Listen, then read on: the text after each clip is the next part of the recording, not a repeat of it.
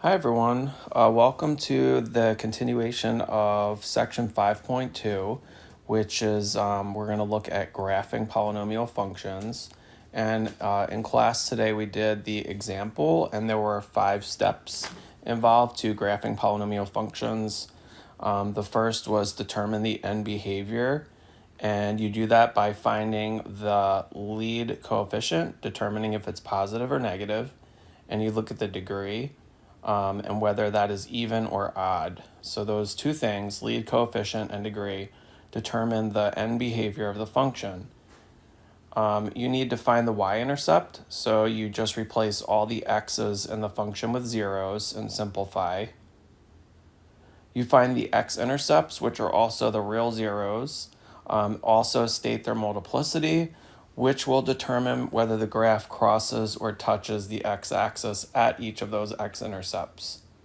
So if it's an odd multiplicity, it will cross the x-axis at that 0, and if it's an even multiplicity, it will just touch the x-axis at that x-intercept. You also want to know the maximum number of turning points, and you find that by taking the degree and just subtracting 1. And then in the last step, you want to pick some more points to substitute in to your equation for x to get the y value, and then plot those. The more points you have, the better, because it'll help draw the picture for you. So there's not a lot of guesswork involved. So let's try that with this problem here. So step number 1, we said we're going to find the end behavior. So to do that, we need 2 things. We need the lead coefficient, and to do that, all I need to do is just look. If I was to multiply all of this out, right, which would take a little bit, I could just take this 2x and then this x squared, and if you multiply 2x times x squared, you would get 2x to the third. That would be my lead coefficient, and then all the other terms that would follow after it aren't really that important right now. So my lead coefficient, what I want to determine from that, is it positive or negative, and in this case it's positive. And then the other thing I want to look at is the degree, and the degree here is 3. That would be the highest exponent in that problem, and that's an odd degree. So positive and odd, the end behavior looks like this. So as x approaches positive infinity, y will approach positive. And as x approaches negative infinity, y will approach negative infinity. So my end behavior, the limit as x approaches negative infinity of f of x is negative infinity. And the limit as x approaches positive infinity of f of x is positive infinity. The second thing I want to find is the y-intercept. So to do that, I'm just going to make my x 0. So I'm going to have 2 times 0 plus 1 times 0 minus 3 squared. So 2 times 0 is just 0, plus 1 is 1. And 0 minus 3 is negative 3, and you're squaring it. So if I multiply that, I get 9. So my y-intercept is 0, 9. The third thing I need to find are the zeros or the x-intercepts. So to do that, I make y equal 0.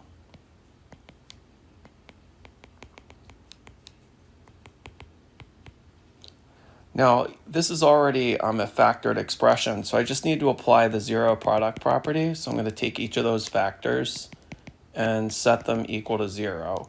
So here, x would just be negative 1/2. So you would have 0, negative 1/2, 0 would be your 1 x-intercept.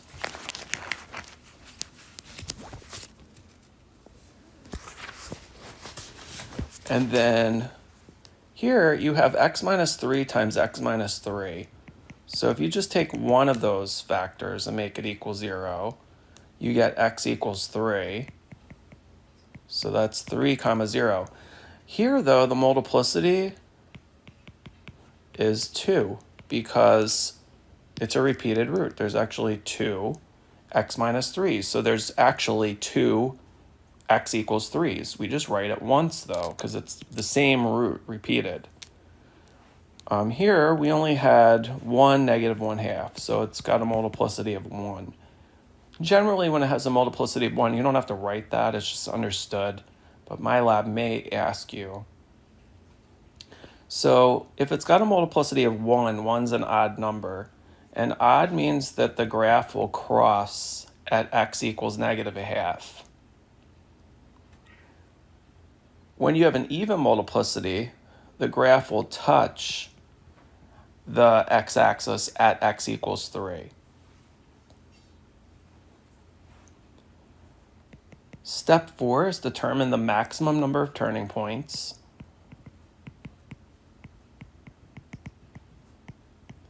And that's just your degree, which is n minus 1. My degree here, remember, is 3.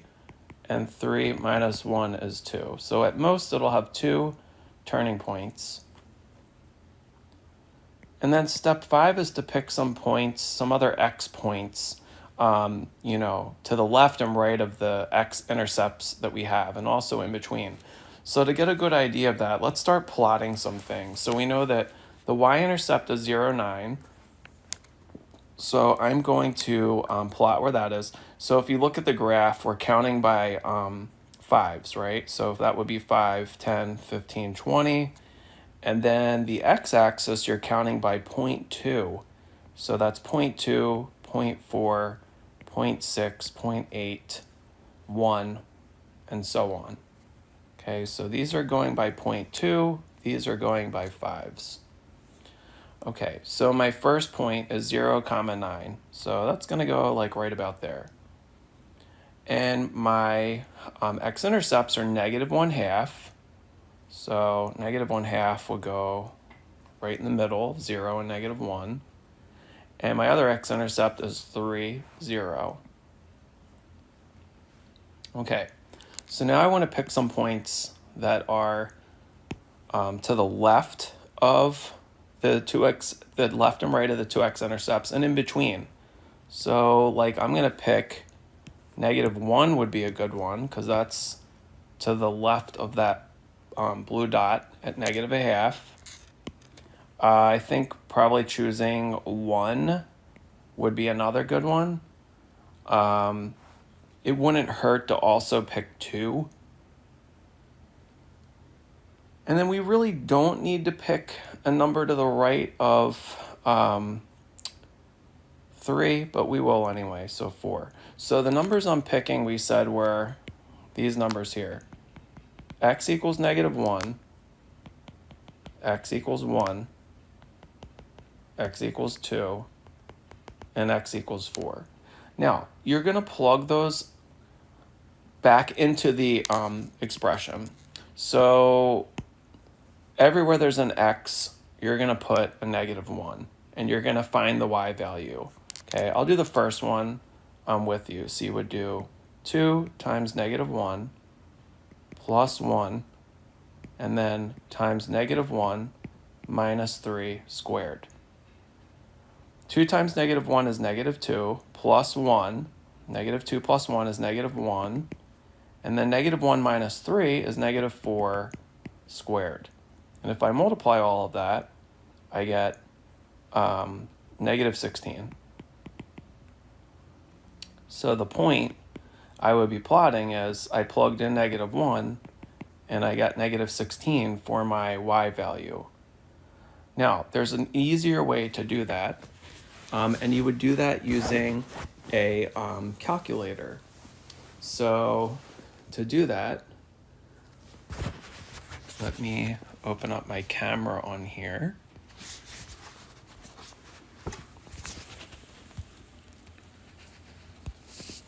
Okay, so the first thing you're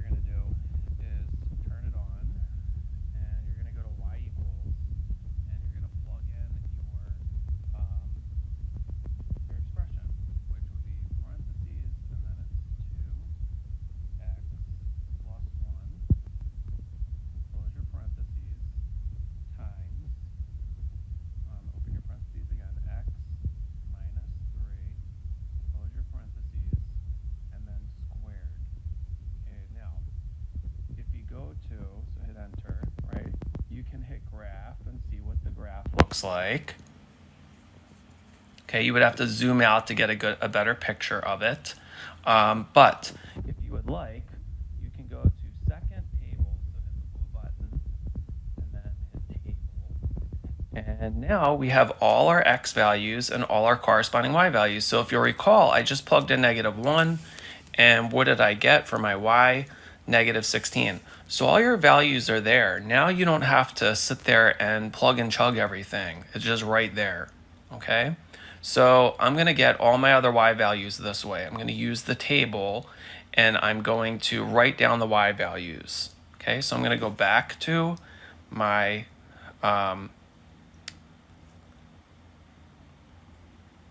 notes. And now I'm just going to write down what I see for each of them. So for x equals 1, I got 12. So that would be the point 1, 12. For x equals 2, I see a 5. So that would be 2, 5. And for 4, I have to scroll down a little, and I get 9. So when x is 4, y is 9. And now I'm just going to plot those points. I'll keep them in purple so you can kind of see.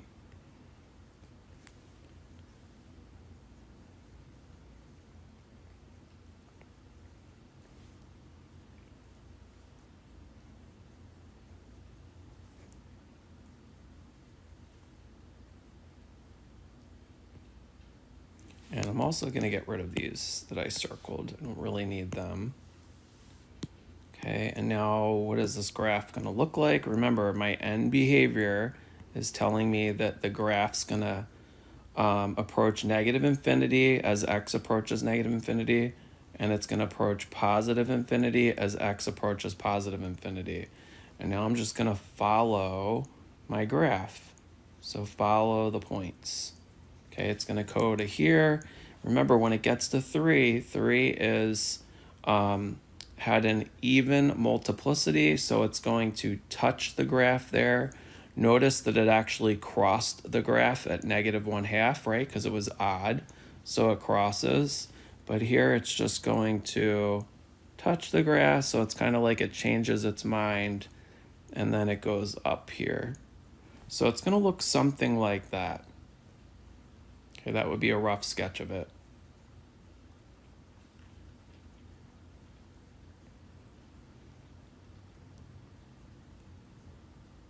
Okay, moving along, if we look at the graphs now that are given here, right, based on what we know about graphs right now, which could be the graph of that function g of x? So notice that I left out 2 of the coefficients, a and b.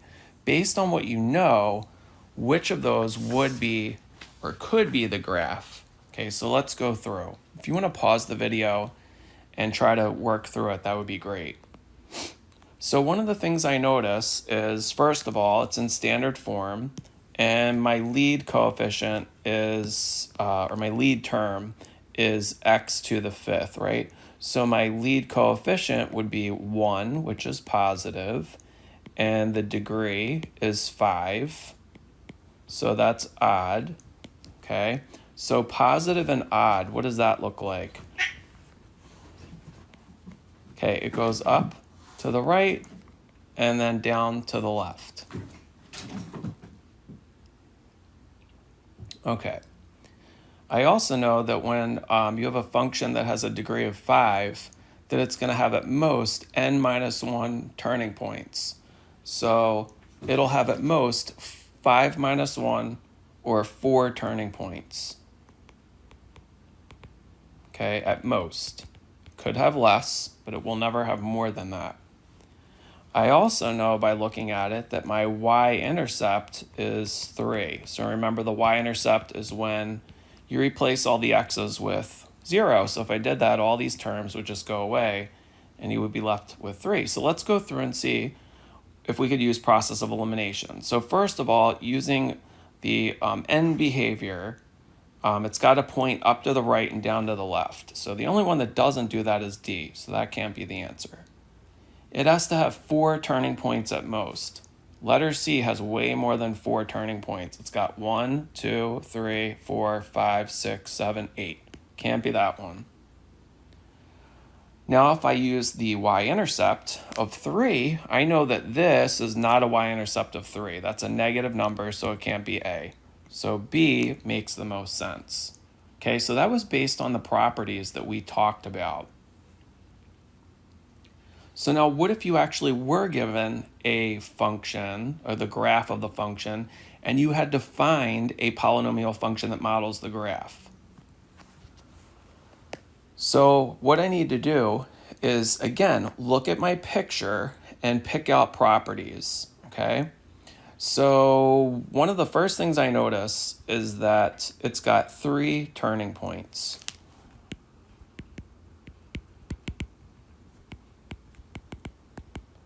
Three turning points means that it's going to be at least, the degree must be at least 4. It could be more, but it's going to be at least 4 because 4 minus 1 is 3.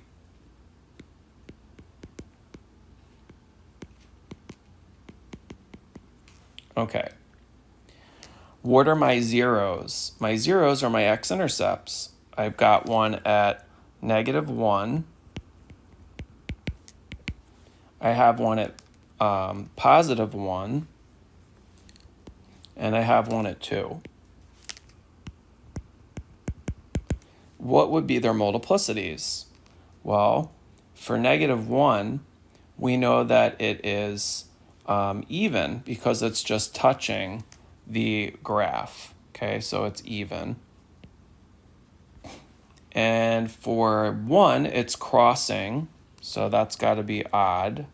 And for 2, it crosses, so that's got to be odd. Okay, so remember, my degree has to add up to 4. So odd would be 1 and 1 for those multiplicities, and then the lowest even number to start with would be 2. And if I add 2 plus 1 plus 1, it gives me my degree, 4. So now I need to take my equation. Remember, you have your A value in the front, and I'm going to take each of these zeros and turn them into factors. So if you'll remember, let's take this one. If x equals -1, what was the factor? So remember that the factor is x minus r. So this is r. So this would just be x plus 1. Okay, so think of it as like you're subtracting, you're adding a 1 to the other side to make it equal 0. So think of it like that. So here you would get x plus 1 equals 0, right? That's your factor. So you're basically just changing the sign. So that would be x plus 1, and the multiplicity is 2, so I got to square it. And then my next 0 is 1, so if I turn that into a factor, it's going to be x minus 1, right? Because if I set x minus 1 equal to 0, it would leave me with x equals 1, which is my x-intercept. And then the last one is going to be x minus 2. Again, if you set x minus 2 equal to 0, you get x equals 2. Okay, now I need to figure out A, as I always do. So I'm going to use this y-intercept that's given. X would be 0, 4 would be y. So I'm just going to plug in. I would have 4 times A, and then plug in all the x's for 0. 0 is always nice to work with, because now you get 0 plus 1, which is 1 squared. 0 minus 1 is -1. And 0 minus 2 is -2. So now I get 4 equals 1 squared is 1, times -1 is -1. -1 times -2 is +2. So you get 4 equals 2a. And then, of course, if I divide both sides by 2, you get a equals 2. So now that you've found a, you can write your potential function, which would be f of x equals a times x plus 1 squared times x minus 1 times x minus 2. And then that's your function. That is a possible function. There are more than one.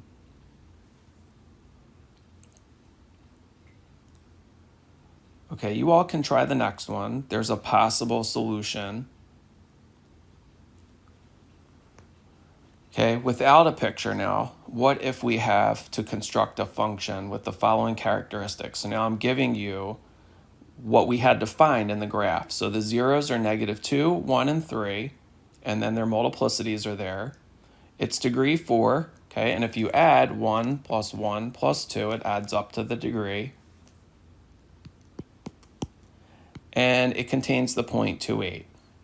So what would be a possible polynomial function? So again, I need to solve this. So I'm going to take my zeros and turn them into factors. So if x equals -2, what would be its factor? It would have to be x plus 2, because if I set x plus 2 equal to 0, you would get -2. If 1 is your 0, its factor would be x minus 1. And if 3 is your factor, the 0 would have to be x minus 3, and it's got a multiplicity of 2, so we want to square it.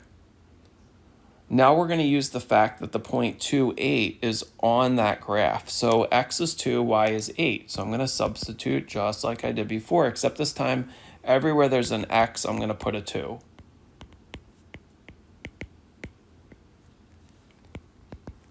And now I'm just going to simplify. 2 plus 2 is 4. 2 minus 1 is 1. 2 minus 3 is -1. Squared is +1. And then 4 times 1 times 1 is 4. So now you have basically 8 equals a times 4, or you can even put 4a. And then divide both sides by 4, so a is 2. So then your function would be f of x equals 2, which is your a, and then x plus 2 times x minus 1 times x minus 3 squared.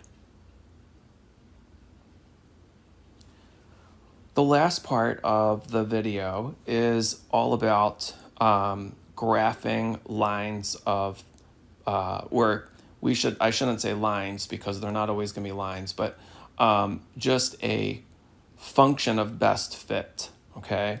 So here you can see that these are not lines. This first graph on the left would look like something cubic, okay? So cubic graphs resemble that when the a value is positive, and when a is negative, it's going to be the same graph, except it's going to be facing the other direction.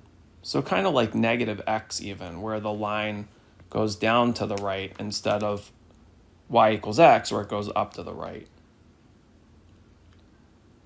So what you need to do is you're going to need to type in that data and into your calculator,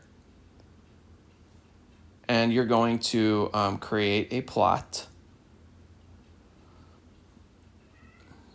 and then find the cubic regression that fits the model and use the function found to predict the cost of printing 21,000 brochures per month. So here we go again, except this time you're going to, so let me go to my camera again. This time you're going to go to stat. So go to stat, hit enter. I have the values in here already. I believe these are those values, maybe not.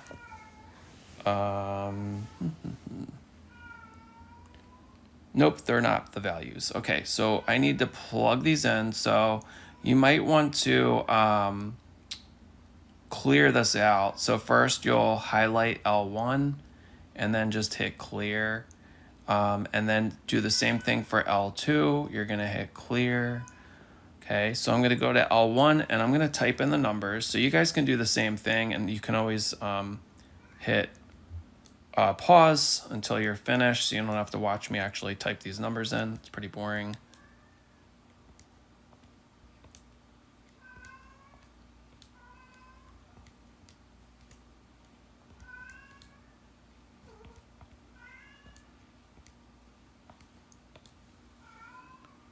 Okay, and then I'm going to go to my L2 and type those numbers in.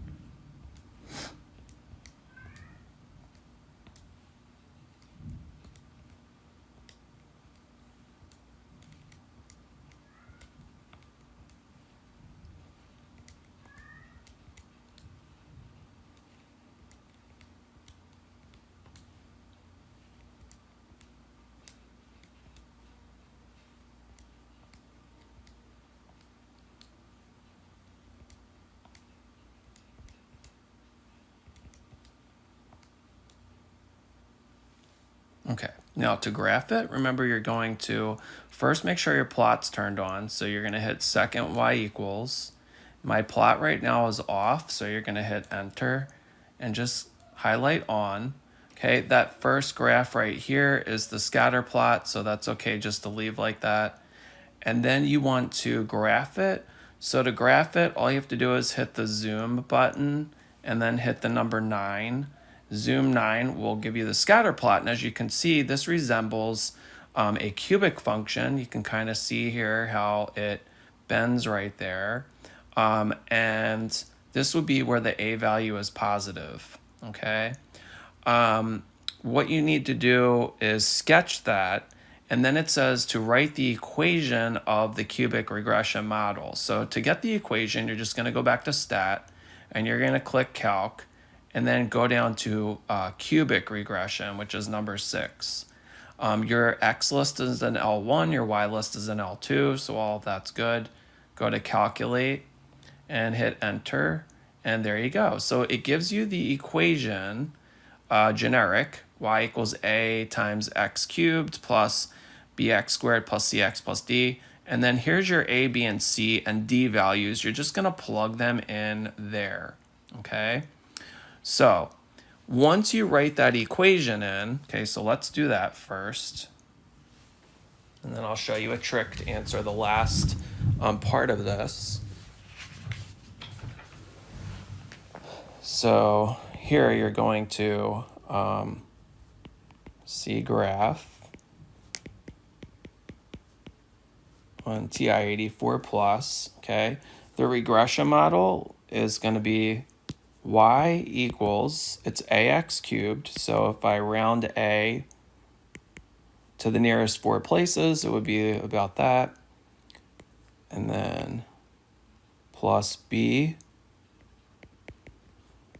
x squared plus c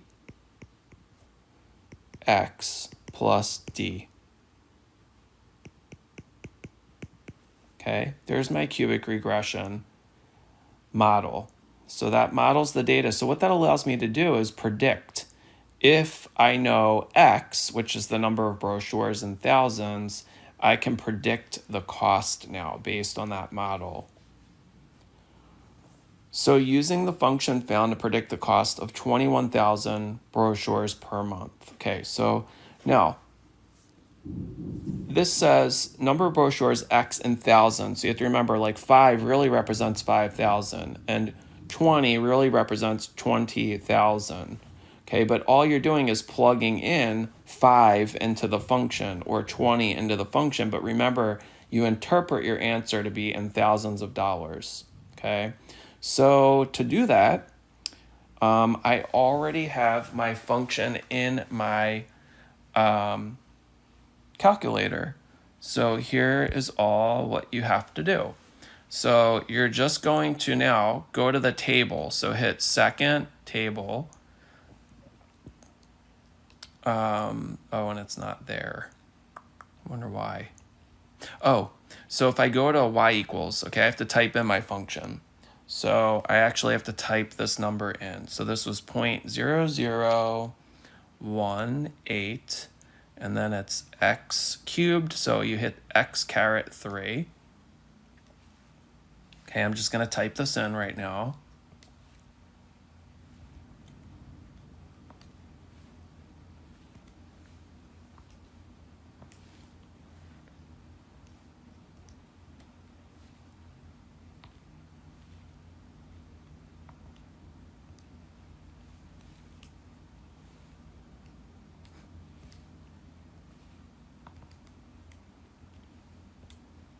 Okay, now my function is there. So now I can go to the table. So hit blue and then table, and then here you go. And you just got to find, this question says, use the function found to predict the cost of printing 21,000 brochures per month. So I just have to go down to 21 and your answer will be there. So 21, it says 17.512. So that's like 17.15 thousand or 0.51 thousand, right?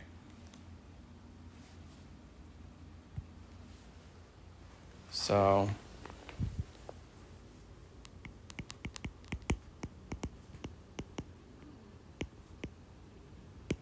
if I want, I can just convert that. So multiply 17.51 by 1,000, and it would just be $17,510. So about $17,500 if you were to estimate what the cost would be to print the 21,000 brochures per month. And if I look at my table, that's pretty reasonable because 21 falls right in there.